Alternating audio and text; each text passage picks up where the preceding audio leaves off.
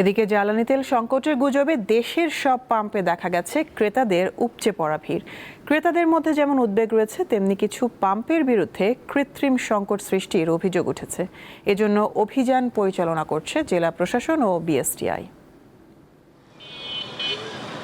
রাজশাহী বিভাগের ৮টি জেলায় ২৭৯টি ফিলিং স্টেশন রয়েছে। গত ৩ দিনে এসব স্টেশনে পেট্রোল ও অকটেন সরবরাহে ঘাটতি দেখা দিয়েছে। তেল শেষ হয়ে যাওয়ায় রাজশাহী বিভাগের কয়েকটি ফিলিং স্টেশন সাময়িকভাবে বন্ধ দেখা গেছে।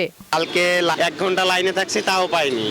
রাত্রে একবার ৩ পাম্পে খোঁজ দিয়েছি, ৩টাই বন্ধ। এরকম তেল নাই, তেল শেষ হয়েছে, আগামীকাল ৪টার দিকে আসে। হঠাৎ করে এই যুদ্ধের পর থেকে চাহিদা স্বাভাবিক চাহিদার চেয়ে ৩-৪ গুণ বেড়ে গেছে। শনিবার সকালে বরিশাল নগরীর অধিকাংশ পাম্পে অকটেন না পেয়ে অনেক যানবাহন চালককে খালি হাতে ফিরে যেতে হয়। নগরীর নতুন বাজার, লথুল্লাবাদ, কাশীপুর, রূপাতলী সহ বিভিন্ন এলাকায় পেট্রোল পাম্পগুলোতে এই চিত্র দেখা যায়। তবে ডিজেল সরবরাহ স্বাভাবিক রয়েছে। চট্টগ্রামে পাম্প সংশ্লিষ্টরা জানান, গত দুদিন ধরে স্বাভাবিকের তুলনায় গ্রাহকদের মধ্যে জ্বালানি তেল সরবরাহ কয়েক গুণ বেড়েছে। পরিস্থিতি সামলাতে তেল সরবরাহ কমিয়ে দিয়েছে বিপিসি। সংস্থাটি বলছে, জ্বালানি তেল নিয়ে একাধিক জাহাজ বন্দরে ভিড়ছে।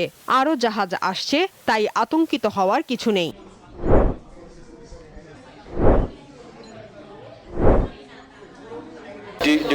রবিবারে খুলবে সকাল ৯টা থেকে। ওখান থেকে যাই আমরা যাই সিরিয়াল ধরে তেল যতগুলো নিয়ে আসতে পারি আমাদের পাম্পে, ততক্ষণ পর্যন্ত তেল আবার ননস্টপ সেল হবে। পাম্পে কৃত্রিম সংকট তৈরি করার অভিযোগে বিভিন্ন তেল পাম্পে যৌথ অভিযান পরিচালনা করেছে জেলা প্রশাসন ও বিএসটিআই।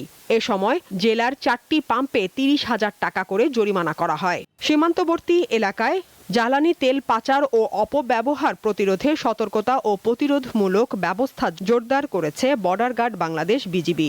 সীমান্ত এলাকায় নজরদারি বৃদ্ধি, বিশেষ তল্লাশি ও জনসচেতনতামূলক কার্যক্রম চালানো হচ্ছে।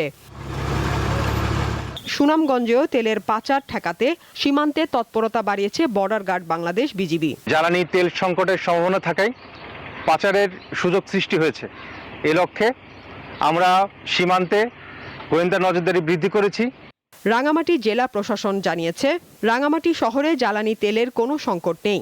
কোনো প্রকার কৃত্রিম সংকট সৃষ্টি করা হলে তা প্রতিহত করা হবে। নওগাঁয় বিভিন্ন ফিলিং স্টেশনে তেল কেনার হিড়িক পড়েছে, ফলে সমস্যায় পড়েছে পেট্রোল পাম্পগুলো।